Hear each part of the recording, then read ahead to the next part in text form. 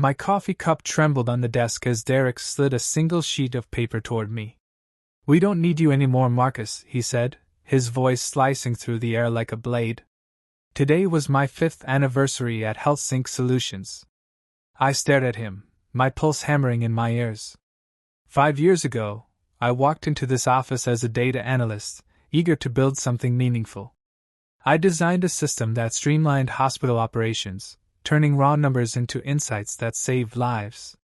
Now Derek, my manager, sat there with a smirk, shredding that legacy in seconds.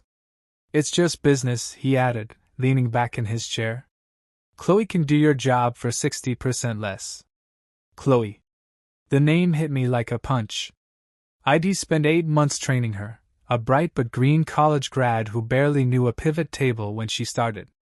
I'd walked her through every dashboard, every algorithm, pouring my expertise into her growth. My fingers tightened around the pen in my hand. "Chloe doesn't know the advanced analytics," I said, my voice steady despite the storm inside me. "She can't handle the predictive models or the cross-system integrations." Derek waved a hand, dismissing me like a bug. "You documented everything right. That's what we pay you for. Besides, fresh talent brings new ideas. The industry's changing, Marcus." I wanted to scream that my system wasn't just code, it was a living thing, fragile and intricate, built to keep hospitals running without a hitch. But his eyes were already glazing over, fixed on some imaginary bottom line. My chest burned as I thought of the card my team had given me that morning, signed with goofy messages and taped to a box of donuts. "Happy 5th workiversary, Marcus," they'd written, not knowing this would be my last day. I swallowed hard, forcing the hurt down. "You'll need my access codes," I said, sliding my keycard across the desk. "And your passwords," Derek added, pushing a severance agreement toward me. 3 weeks' pay, standard terms. Sign it and we're done. My eyes scanned the page, the words blurring as my mind replayed every late night I'd spent perfecting the system. Every time a hospital director thanked me for catching a data glitch before it delayed care. Every moment I'd believed HealthSync valued me. I signed, the pen heavy in my hand. My throat tightened as I stood, gathering my things. "Chloe will need the override protocols for when the models misalign," I said. "They're not in the manuals." Derek shrugged, already typing on his phone. "She'll figure it out. She's sharp." As I packed my laptop, Chloe appeared at my cubicle, her face pale. "I'm so sorry, Marcus," she whispered, her eyes darting to the floor. "I didn't know this was coming." I nodded, unable to speak. My hand brushed the anniversary card in my bag, and I felt a pang of betrayal, not from her, but from the company I'd trusted. Then it happened. A red alert flashed on my screen. "Critical error. Data mismatch in hospital triage module." My heart skipped. This was no small glitch.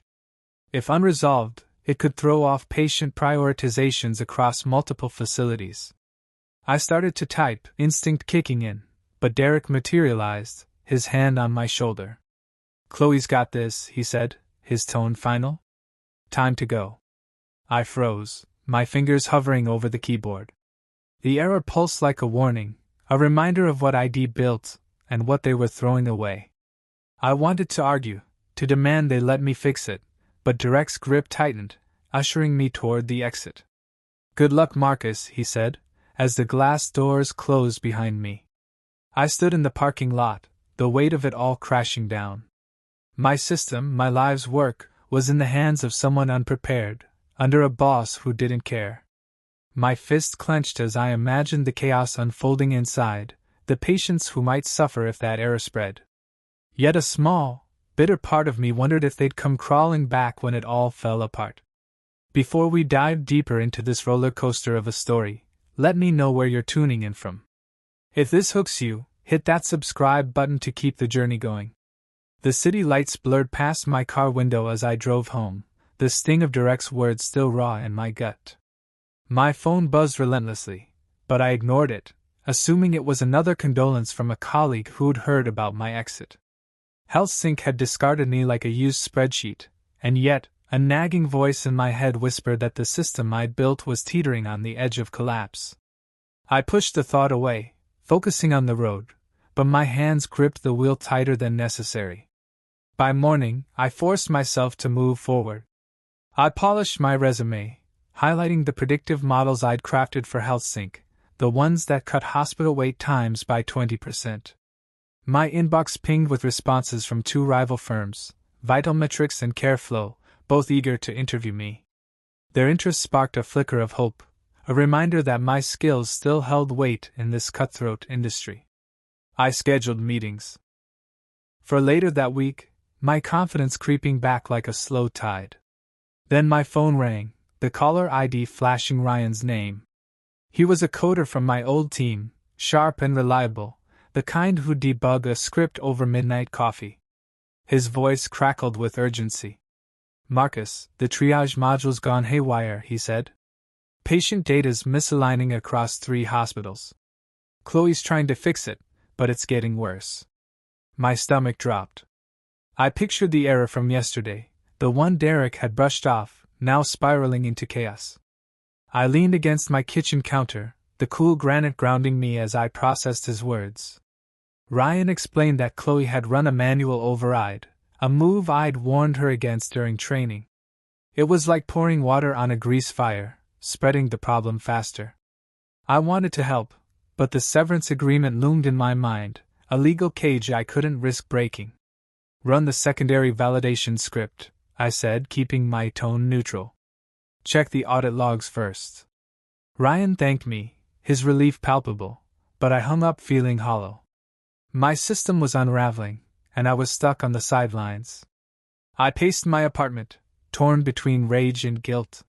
Part of me relished HealthSync's mess, a bitter proof they'd underestimated me. But another part, the one that remembered a nurse's gratitude when my data caught a critical error, churned with worry. Hospitals relied on that system. Patients did.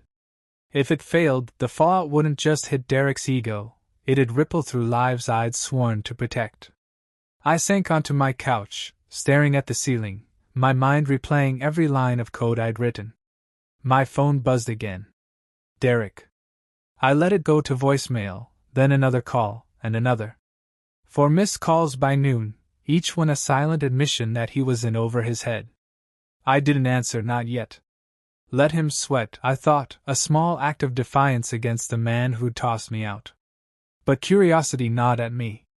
I checked my email, finding a cryptic message from an unknown sender. It contained a screenshot, grainy but clear, showing a HealthSync internal chat. Derek had told Chloe to push the override, claiming I'd okayed it months ago. My blood ran cold.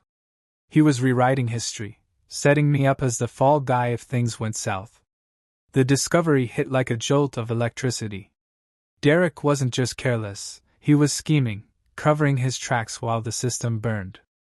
I saved the screenshot, my mind racing. If I stayed out of this, he'd pin the blame on me or Chloe, whoever was easier to sacrifice. If I stepped in, I'd be walking back into his trap. My fingers hovered over my phone, itching to call Ryan back, to dig deeper, but I stopped. I needed a plan, not a reaction. Then Ryan texted. "Marcus, it's bad," he wrote. "St. Mary's Hospital is threatening to sue. They lost half a day's triage data." My heart sank. St.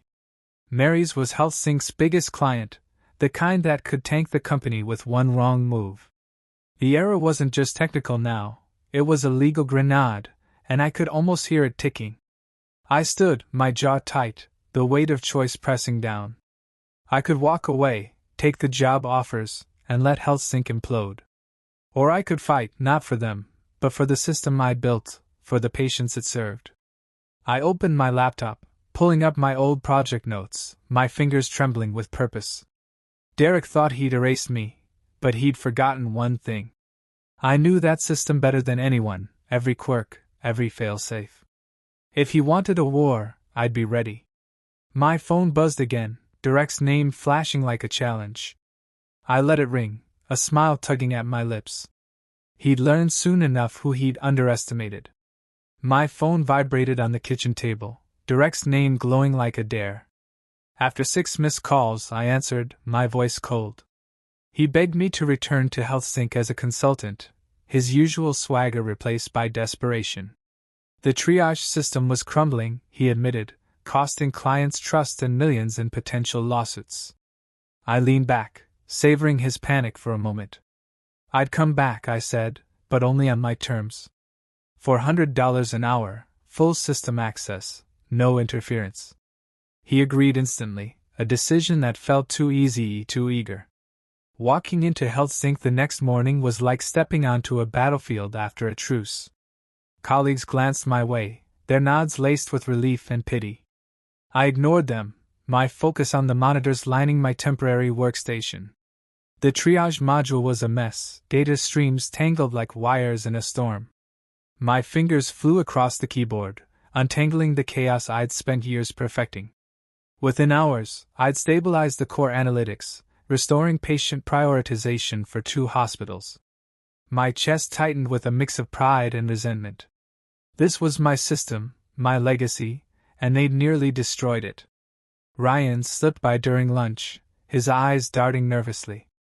He whispered that Chloe was drowning under pressure, her fixes only sparking new errors. I nodded, my mind elsewhere.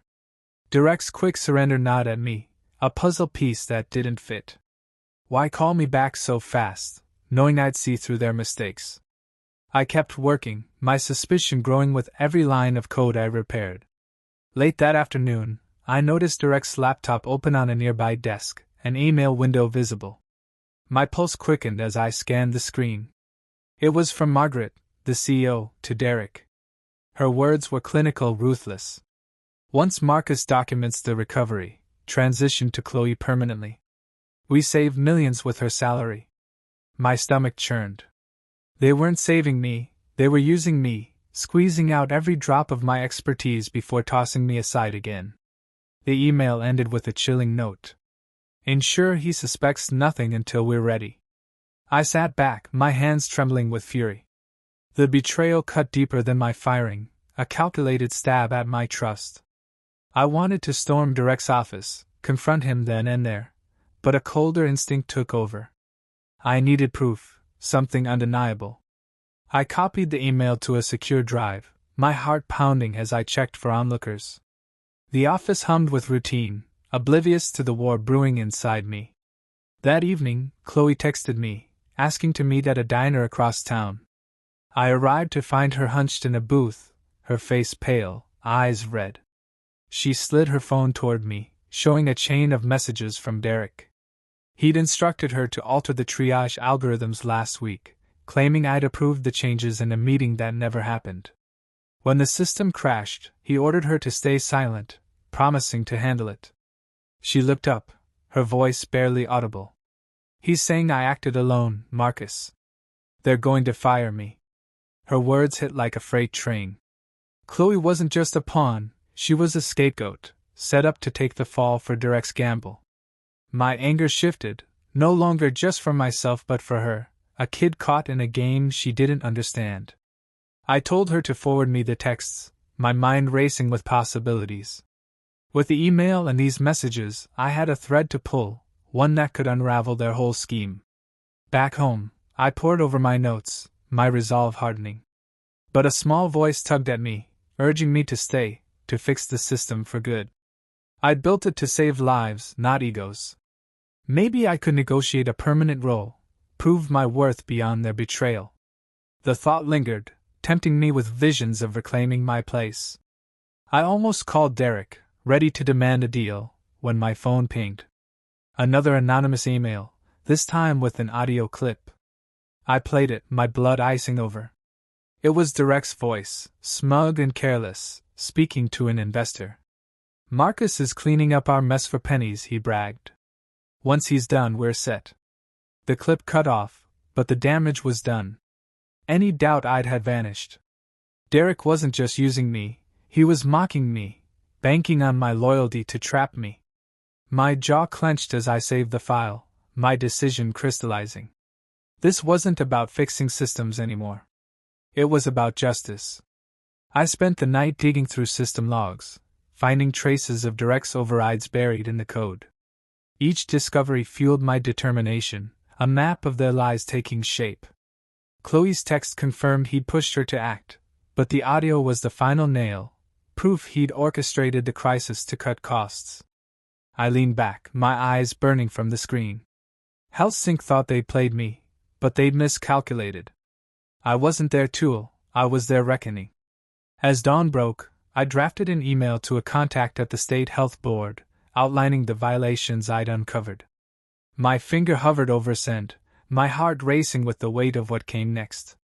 I wasn't just fighting for myself now, I was fighting for Chloe, for Ryan, for every patient my system served. Derek and Margaret wanted a clean exit, but I'd make sure they faced the storm they'd sown. My apartment was a fortress of evidence as I prepared for the final HealthSync meeting. I'd spent hours compiling a dossier, merging Chloe's texts, the damning audio clip, and system logs showing Derek's reckless overrides. I'd contacted a labor attorney and a state health board investigator, both alarmed by the deliberate tampering with hospital data. My fingers trembled as I zipped my laptop bag, not from fear but from the weight of what I was about to unleash. Derek and Margaret thought they'd outsmarted me, but today they'd face the truth. I arrived at HealthSync's conference room at 9 sharp, my face a mask of calm. Margaret sat at the head of the table, her smile polished but brittle.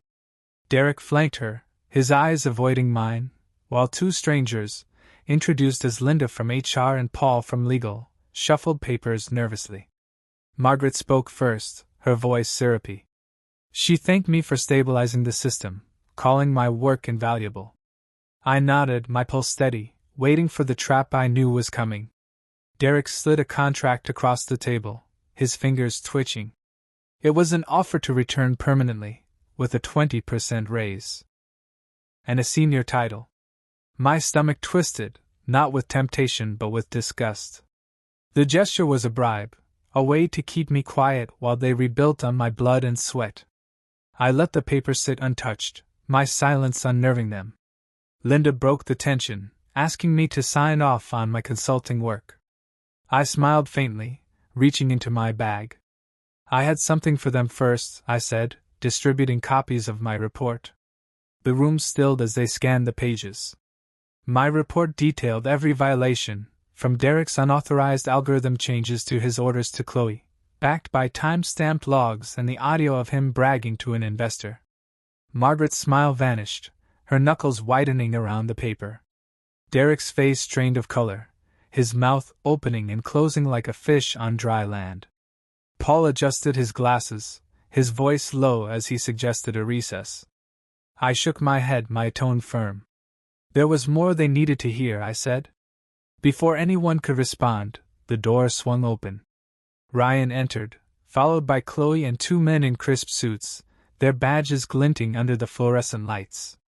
They introduced themselves as State Health Board investigators, their presence sending a ripple of panic through the room. Margaret stood, her voice sharp. She demanded an explanation, claiming this was a private matter. One investigator cut her off, his tone clipped. He explained that tampering with medical data systems was a federal concern, and my evidence warranted immediate review.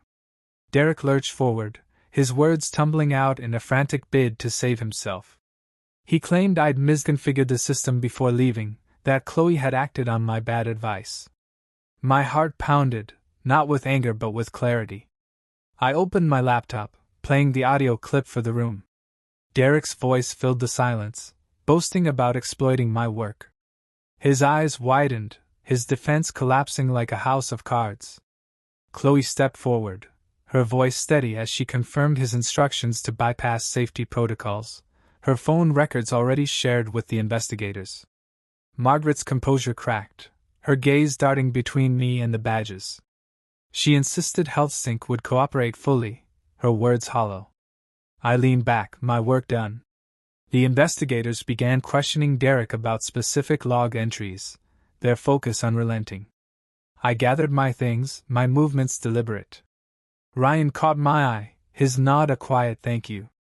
Chloe mouthed an apology, her relief palpable. I offered a small smile, knowing she'd been as much a victim as I'd been. As I reached the door, Derek called out, his voice desperate. He offered me double the raise, anything to stay. I paused, meeting his gaze for the first time. I told him I had accepted a position at Vital Metrics, starting tomorrow. My new role included rescuing HealthSync's clients, starting with St. Mary's Hospital, whose data I'd already begun transferring. His jaw dropped, the reality sinking in. Margaret's face hardened, but she said nothing, her authority crumbling under the investigator's scrutiny. I walked out, the glass doors closing behind me with a soft thud. The parking lot air was crisp, carrying the scent of rain.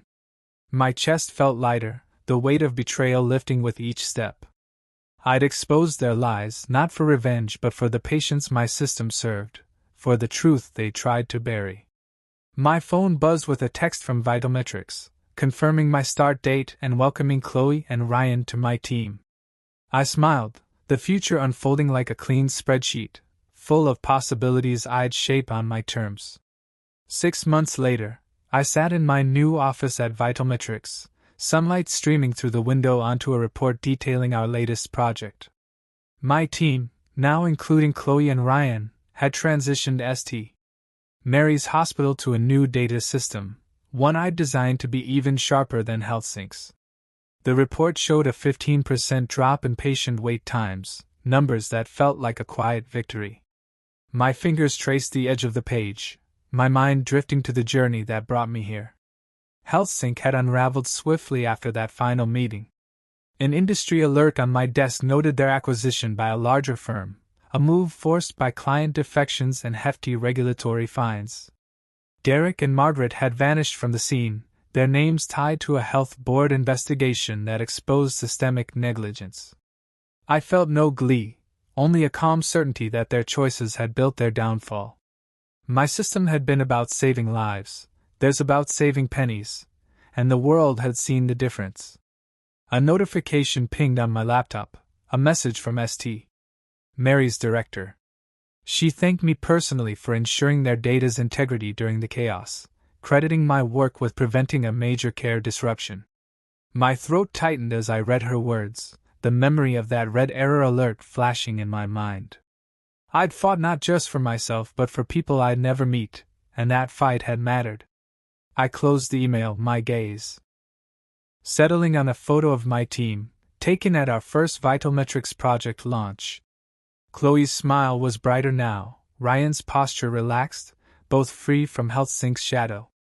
My phone buzzed with a reminder for tonight's team dinner, a celebration of our first year together. I'd insisted on bringing Chloe and Ryan aboard when I joined Vital Metrics, a condition their CEO had accepted after seeing my portfolio. Their loyalty during the HealthSync crisis had earned my trust, and now they thrived, building systems that echoed my vision. I stood, stretching, my heart full. The past had scarred me, but it had also taught me to value those who value truth. As I prepared for a client call, my new system's diagnostic pinged, confirming flawless data cycles across our network. It was stronger than anything I'd built before, a testament to lessons learned in Betrayal's fire. Some might call my story revenge, but I saw it differently. It was about standing firm, about knowing your worth and protecting what matters. Derek and Margaret had gambled on shortcuts, but I'd bet on integrity, and I'd won. Life moves forward, not backward. Never let anyone dim your value, because when you hold your ground, you don't just save yourself, you lift others too. I headed for the door, ready for the call, ready for whatever came next. This journey's wrapped up with a rush of heart and soul. Did the ending hit you as expected or catch you off guard? Share your thoughts below. If this story's got you hooked for more, drop a like and hit subscribe for the next wild ride. Thanks for sticking with me. See you in the next tale.